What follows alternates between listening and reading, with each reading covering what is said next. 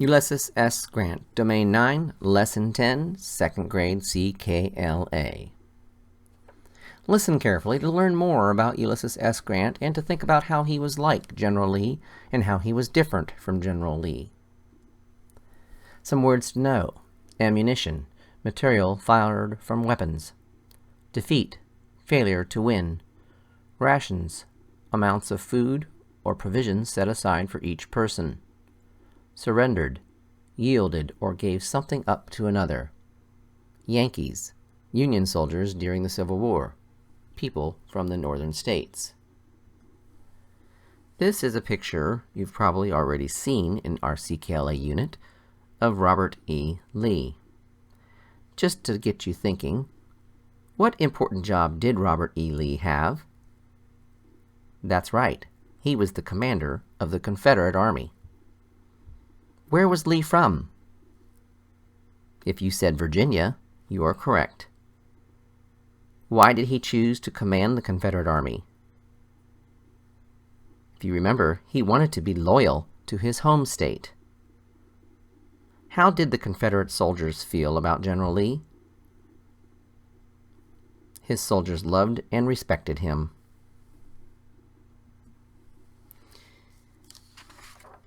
The date was May 4th, 1864. The day before, marching with a strength of over 118,000 soldiers, the Army of the Potomac crossed the Rapidan River in the middle of Virginia. The Blue Ridge Mountains lay to the west.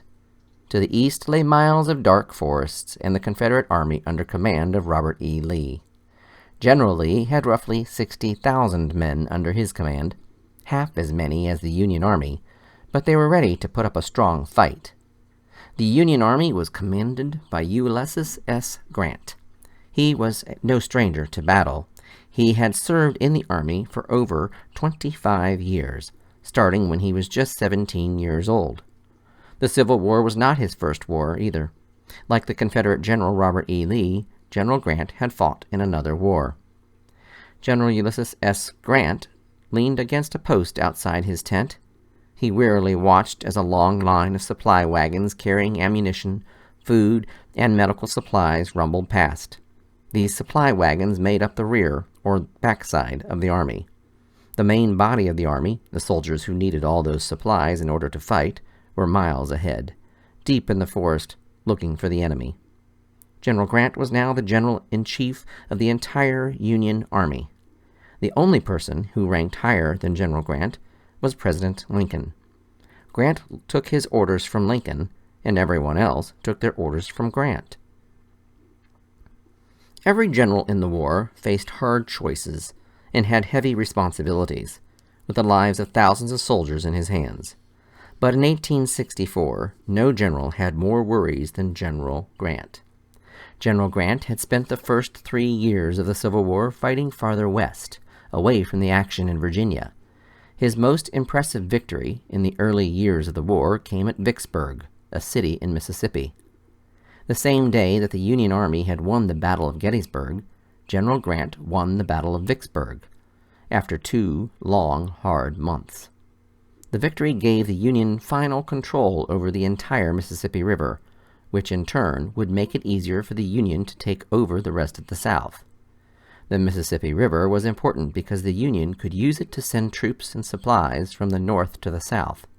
It was easier to use a river to do this because there were no cars or trucks yet, and so there were no highways like we have today.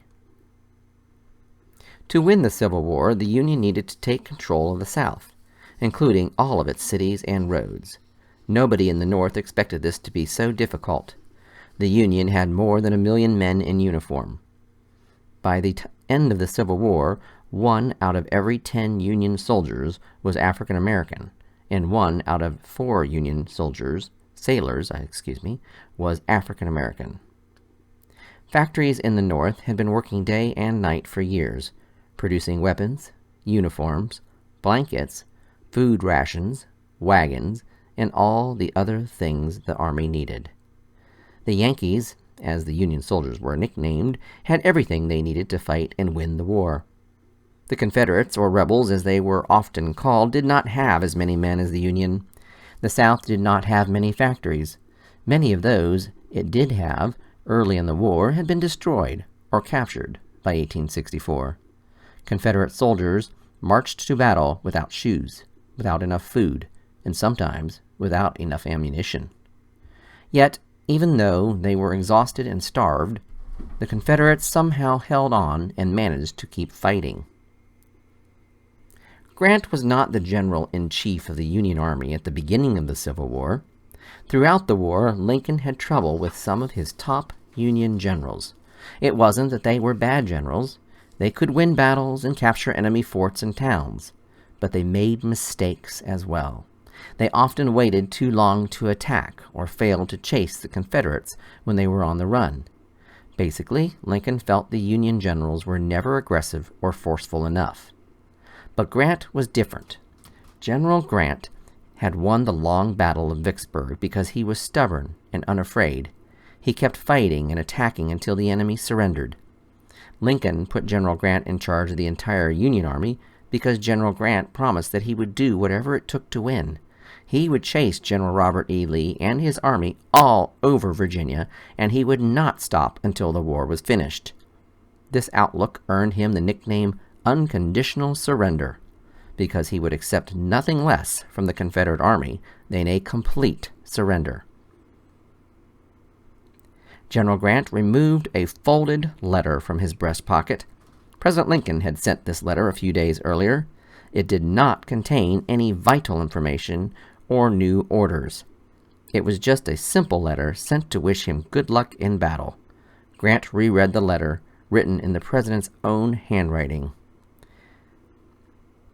Lieutenant General Grant, not expecting to see you again before you march into Virginia, I wish to tell you that I am entirely satisfied with what you have done up to this time. You are alert and self-reliant, and, pleased with this, I do not wish to control your actions in any way. If there is anything wanting which is within my power to give, do not fail to let me know it. And now, with a brave army and a just cause, may God sustain you. Yours very truly, A. Lincoln. The next day, May 5th, in the forest near Fredericksburg, Virginia, the main body of Grant's army clashed with General Lee's army in one of the wildest battles of the war. In those days, armies always preferred to fight in open fields, where it was easier to move cannons and large groups of men, and easier for generals to see what was happening.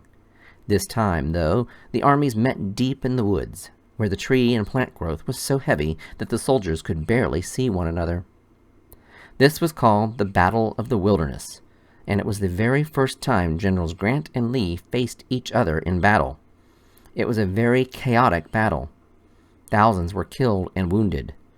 At the end of the day, both armies limped away with no clear winner in the battle. After the battle, many of the Union wounded were taken to churches and homes in the nearby city of Fredericksburg. Clara Barton was there in one of those churches, tending to wounded soldiers. The next day, hundreds more wounded soldiers were brought in from yet another battle, and on it went. The armies of Grant and Lee met again and again during the months that followed. Sometimes Grant won the battle, sometimes Lee won, and sometimes nobody won. But with each battle, the Confederate army got a little smaller, and that much closer to final defeat.